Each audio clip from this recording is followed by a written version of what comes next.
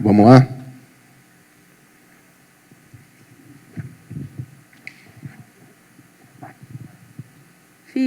Felipe, boa noite. Primeiro, não é o primeiro jogo que você ganha nas mexidas e na forma como você lê o jogo, a gente já falou sobre isso em outra coletiva, mas talvez seja o primeiro jogo que você ganha mexendo diretamente com dois jovens da base, né? O Guilherme e o Matheus Gonçalves. Você, como treinou também eles por lá, né? Campeão do Mundial Sub-20, eu queria que você pudesse falar um pouquinho sobre a utilização desses meninos que sobem da base em meio a um plantel que é muito qualificado e super renomado. A vantagem que eu tenho de ter trabalhado no Sub-17 e no Sub-20 é essa, que eu conheço todos os meninos que estão no clube, sei o que eles podem render, e eu sou um treinador que me guio muito pelos treinos, muito. Eu vejo os detalhes e depois do treino eu chego em casa, revejo o treino, que é gravado, para entender como foram esses comportamentos. E o Guilherme e o Matheus, eles treinaram juntos durante a semana, e uma das minhas questões dessa semana foi deixar o Matheus fora, pensando justamente no segundo tempo, porque bateu uma troca imponente no campo. Sei que ele não entrou da melhor forma, não foi a melhor versão do Matheus, mas esse foi o meu pensamento. O Guilherme e o Matheus se deram bem juntos, e, como eu falei, eu conheço bem o Gui. Quis colocar ele já contra o Fluminense uns jogos atrás, mas não senti confiança, porque, como eu falei também na outra coletiva, eu tenho que ter muito cuidado com esses meninos para não queimar, né? Claro que eu não esperava que ele fosse fazer o gol e tá jogando solto do jeito que ele foi, mas sim, eu tenho muita confiança nele, porque ele jogou, eu acho que todos os jogos comigo titular no Sub-20, e eu confio muito nesse jogador. Nele, no Matheus, e muitos outros que estão subindo agora e estão tendo oportunidades de treinar com a gente e com certeza vão ajudar nesse período. Obrigado. Felipe, boa noite, parabéns pela vitória, pela virada. Mais uma vez o Flamengo demonstrou já uma superioridade no primeiro tempo, mas outra vez pecou ainda buscando uma melhor eficiência nas finalizações e nas jogadas construídas. O Flamengo consegue ser superior ao adversário, mas não consegue traduzir isso no resultado. Hoje poderia ter tido uma vitória mais tranquila. Como é que você está tentando trabalhar isso, jogo a jogo, para tentar melhorar, até já visando a próxima temporada? Já falei, acho que todas as coletivas a gente bate nesse assunto do gol, né? É um assunto, assim, delicado, porque da minha parte, da parte que me compete, é bom para mim porque o time está criando. Isso quer dizer que o trabalho está sendo bem feito na parte ofensiva, e realmente às vezes a gente está errando, está pecando em fazer gols.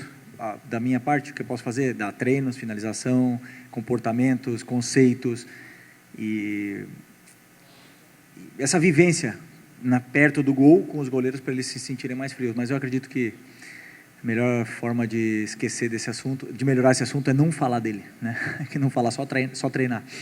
Não falar que a gente tem uma falta de gol. E até mesmo porque quando ganha todo mundo e perde todo mundo.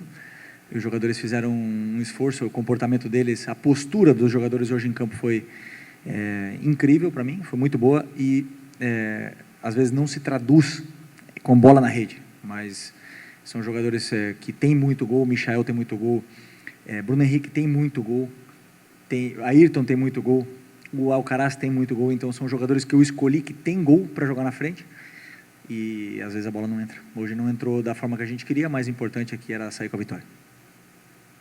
Felipe, boa noite. Boa noite. Felipe, um pouco antes da final da Copa do Brasil, havia uma preocupação muito grande do torcedor sobre qual seria o comportamento do time caso fosse campeão, já que teria uma vaga direta para a Libertadores do ano que vem.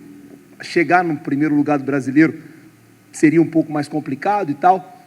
E você falou que você pensa jogo a jogo e que na sua cabeça, se você perder um jogo, você acha que você vai ser demitido e tal.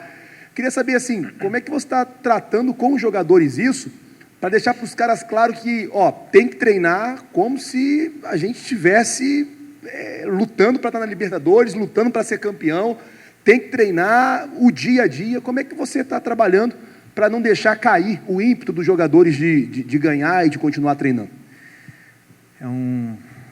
Boa pergunta.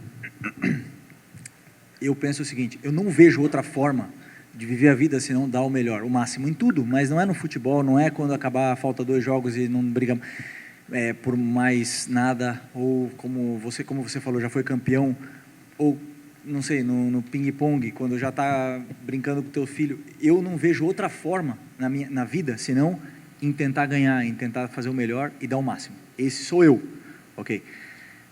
E eu transmito para os meus jogadores que eu não permito em nenhum momento que eles se relaxem. Não vou permitir. Isso é uma cultura de treino que eu tenho na minha mente, que eu aprendi o Simeone, eu já falei para vocês que ele transformou minha vida, e eu transmito isso. Eu não vou aceitar nunca que eles se relaxem. E eles não se relaxaram. Eu não precisei nem falar. Durante a semana foram muito bons os treinos, durante essa data FIFA. E a data FIFA é um período delicado para os jogadores, porque faltam muitos companheiros, porque realmente temos a tendência a relaxar. E esse grupo não relaxou. Então eu não precisei praticamente falar com eles sobre isso. E é fácil. Você, quando joga no Flamengo, quando você joga no time grande, a vantagem, a virtude que você tem é que você é exigido todos os dias, todos os segundos ao máximo, porque senão você é cobrado. E eles sabem disso. Esses jogadores muitos deles estão aqui há muito tempo, e eles já passaram por isso de se relaxar em algum momento e depois ser cobrados.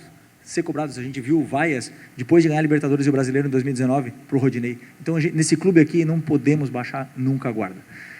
Esse é o meu modo de pensar, eles também, e poderia não ter sido a vitória hoje, poderíamos ter perdido o jogo de 1-0, mas o comportamento, a postura que eu vi do meu time em campo, essa que eu quero. E esse não é fácil jogar aqui, o calor que tem aqui, a viagem e tudo mais, não é fácil, e a postura, como eu falei, a postura foi ideal para mim. Felipe, aqui atrás. Aqui. Sim. Boa noite, parabéns pela vitória, Letícia de Almeida, Foz do TV. Você precisou encontrar alternativas para conquistar essa vitória, também com jogadores vindo da base, o caso do Guilherme que fez o gol, o Matheus Gonçalves, muitos jogadores sendo utilizados nessa partida que são da base do Flamengo, porque o Flamengo está com a ausência de jogadores, tanto no departamento médico, como também nas suas respectivas seleções. E nesse ponto eu queria te perguntar como que foi essa tomada de decisão de não trazer os jogadores que estavam com as seleções. É um comportamento comum, por exemplo, o Léo Ortiz não jogou em nenhum dos minutos com o Brasil e não veio, e outros que tiveram mais minutos naturalmente não seriam utilizados, mas como foi essa tomada de decisão, o que foi conversado para não ter, por exemplo, o Léo Ortiz no jogo de hoje? Ok, o planejamento dessa semana foi em função dos jogadores que treinaram. O Gerson, lemos a gente leu na imprensa, vimos as notícias de que o Gerson seria titular, ou seja, um descarte, porque se ele jogou 90 minutos ontem, não pode jogar hoje. E não queremos perder um jogador desse nível. O Varela, a princípio, estava relacionado, falei com ele me falou que ia ser titular, também preferi não trazê-lo, porque ele estava também na lista.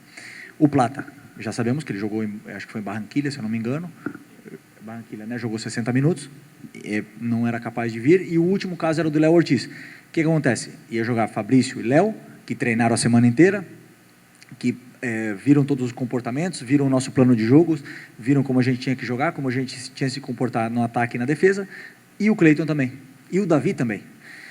Só que o Davi ontem passou mal, teve uma virose, aliás, muitos dos jogadores no vestiário estão assim, com essa virose, alguns filhos também estão assim, nossos, mas jogaram no esforço. Por exemplo, o caso do Bruno Henrique, do Alan, que estava aqui, e o Davi não conseguiu viajar. Eu confio no Cleiton, então foi decisão minha de falar para o clube, dizer que não precisava do Léo Ortiz para esse jogo, que eu confiava nos que estavam aqui, e confio. Mesmo se tivesse sido outro resultado, teria falado a mesma coisa, confio nos jogadores que estão aqui, e acredito que não posso correr riscos nessa reta final com jogadores que estão, como o Léo, que mudou a metodologia de treinos na seleção durante essa semana, e o corpo gera uma adaptação, então é sempre um risco grande jogar, porque ele não iria dormir essa noite. Então, essa foi a decisão sobre a data FIFA. Okay? Professor, última.